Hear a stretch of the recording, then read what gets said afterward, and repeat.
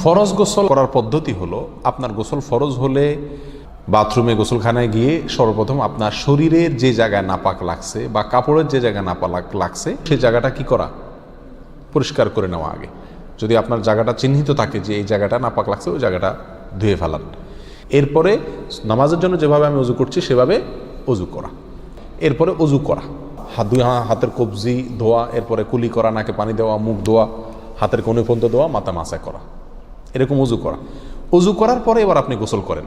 সেটা শাওয়ার দিয়ে আপনি মাথার উপরে পানি ঢেলে হোক আর আপনার মগ দিয়া হোক, যেভাবে হোক আপনি গোসল করেন।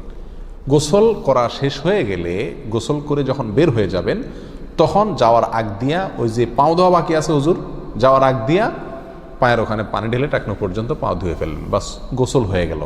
এই ভিতরে আপনার শরীরের প্রতিটি অঙ্গের প্রতিটি জায়গায় পানি পৌঁছানোর চেষ্টা করতে হবে। প্রকাশ্য অঙ্গ যেগুলো, নাভির প্যাচ থেকে নিয়ে, বগলের নিচ থেকে নিয়ে, আঙ্গুলের চিপা থেকে নিয়ে, প্রত্যেকটা জায়গায় যেন পানি যায়, সেজন্য সেখানে পানি পৌঁছানোর চেষ্টা করতে হবে। ডলার দরকার হলে ডলবে, যেভাবে ওখানে পানি পৌঁছাতে হবে। কানের প্যাঁচের ভিতরে, একেবারে গভীরে না, প্যাচগুলোর ভিতরে যেন পানি যায় সেদিকগুলো খেয়াল রাখতে হবে। কোনো একটি জায়গা যদি শুকনা থাকে তাহলে কি হবে না, ফরজ গোসল হবে না।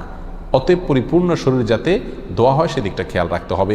নেল পালিশ ইত্যাদি বা কোনো রং টং ইত্যাদির কারণে যদি কোনো আবরণ থাকে শরীরের উপরে, তাহলে সেগুলো সরা নিতে হবে, তা না হলে কি হবে না, ফরজ গোসল আদায় হবে না।